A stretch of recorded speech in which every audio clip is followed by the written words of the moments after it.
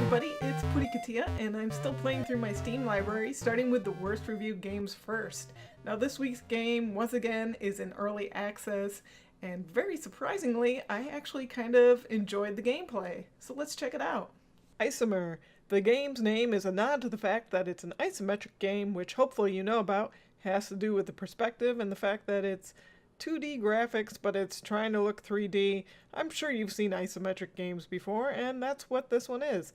It's procedurally generated, which means the worlds are kind of random, and in this one my base is on water, so I'm kind of screwed because my dudes can't even get out of it unless I break down my walls.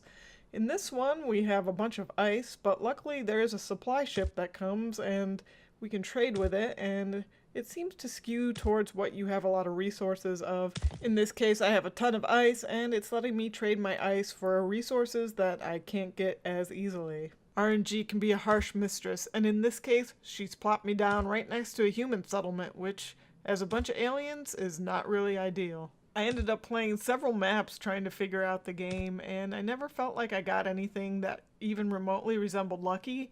In this case, it started me out in the middle of the night, which makes it really hard to know what's going on outside my base. You can drag and select all your units and move them or have them build and mine.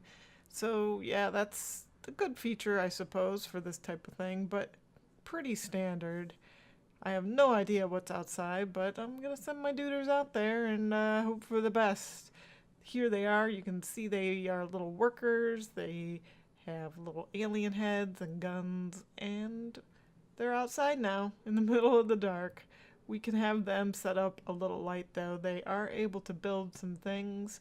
The build screen is something that definitely needs to be optimized because you can only scroll through it with the X and Z button, and there's a lot of different options. Now that we have light out here, it's not actually that bad. It looks pretty lush, pretty resourceful, so I'm going to go ahead and start improving my base. I have no idea what these consoles do. I think they're just for show, but a healing totem, that sounds like it'd be very helpful. So I'm going to go ahead and set one down right here in the entrance, and unit unable to build. Healing totem here must be placed on a portable power core block. Well, turns out that's not actually true. We actually need a mini power core, so it's named wrong. And that seemed close enough in name that, I was pretty sure that was the thing, but then it started getting very confusing because of the different levels in the game make it really kind of weird. I wasn't able to build the thing on top of it on the first floor, so I tried going up on the second floor and building above where I assumed I had it, but that didn't work. So eventually I just tried doing the whole floor in the item, and it wouldn't let me build it anywhere. Just a lot of error noises, because that clearly was not going to work.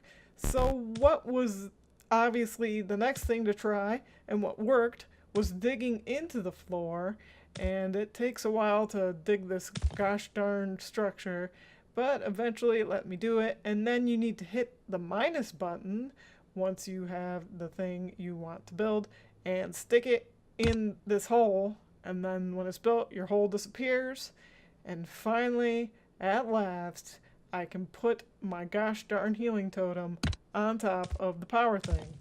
So it's really confusing here. I got another hole I'm filling up with a power thing, and I'm going to put another thing on it, and this time it is going to be a mutation pad so that I can upgrade my units, because these are just little wimpy worker dudes and we need something stronger to take on the humans. So I'm going to make a warrior, and he's pretty buff. He'll take on those humans. It's going to be great. You're also able to mass assign things to your dudes. Like I have all these guys selected, and I'm going to have them all mine this grass stuff over here. And we're going to get a lot of dirt.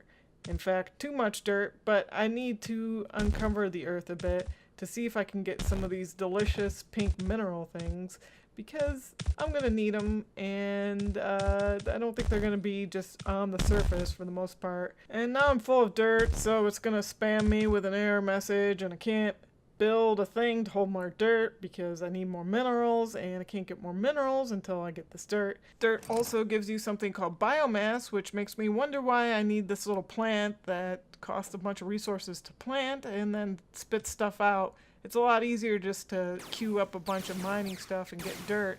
And finally, we have a human attacking us, which they just break through the walls. They don't know how to use the door. I don't know if they were raised in a barn or whatever, but we can pick up their corpses and get some goodies off of them. Even when you're outside, the different levels can be a little bit confusing. You can see here I just hit the plus button and we kind of add another layer of dudes that were there, which it seems like we should just be able to see them, but the way it is, if you are on a certain level, it won't show anything above it. So I can kind of understand why that happens, and when we get a double box like this, it means we're working on the higher up level. So really, I think that's something that I would get used to eventually. I would see what level I'm actually working on and just figure it out on my own. And then we have this little worker here, and I'm going to have him build a box, and you can't even see him because he's on the other level, but he's placing the boxes. So that's a little bit weird, but again, I guess it's understandable. My final thoughts on this game, it's a shame because it seems like it's actually a pretty good game. The developer just kind of abandoned it, and that's where actually most of the negative reviews are. People that felt like this was going to be a great game, but the developer has gone silent and stopped posting updates or anything, really.